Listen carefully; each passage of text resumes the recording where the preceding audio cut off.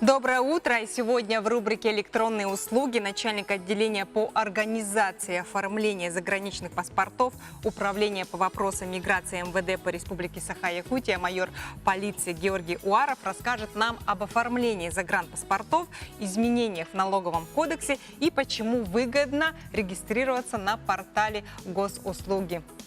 Георгий?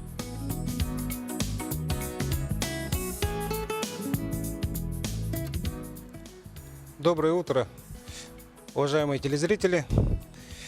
Управлением по вопросам миграции МВД по Республике Саха-Якутия оказывается несколько видов государственных услуг, в том числе и оказание государственной услуги по оформлению и выдаче заграничных паспортов, удостоверяющих личность гражданина Российской Федерации за пределами территории Российской Федерации, в том числе содержащих электронный носитель информации. Самым большим изменением можно в этом году отметить, что с 3 августа 2018 года произошли изменения в налоговом законодательстве, вступил в силу указ президента Российской Федерации, в связи с чем государственная пошлина за оформление заграничных паспортов была увеличена.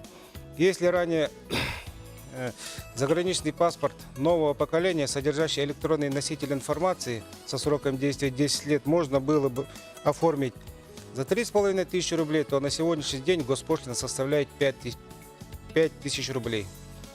За оформление заграничного паспорта несовершеннолетним гражданам Российской Федерации, не достигшим 14 лет, госпошлина составляет 2500 рублей. И хотелось бы отметить, что на сегодняшний день Управлением по вопросам миграции оформлено более 30 тысяч заграничных паспортов гражданам Российской Федерации, из которых более 20 тысяч воспользовались услугой по оформлению паспортов через единый портал предоставления государственных и муниципальных услуг, что дает скидку при обращении через данный портал в размере 30%. Это очень существенная скидка. Например, если при оформлении заграничного паспорта при личном обращении госпошлина обойдется вам в 5000 рублей, то при обращении через единый госпортал эта сумма уменьшится на 1500 рублей, составит 3500 рублей. Ну и детский также будет стоить не 2500, а 1750 рублей. Согласитесь, это существенная скидка.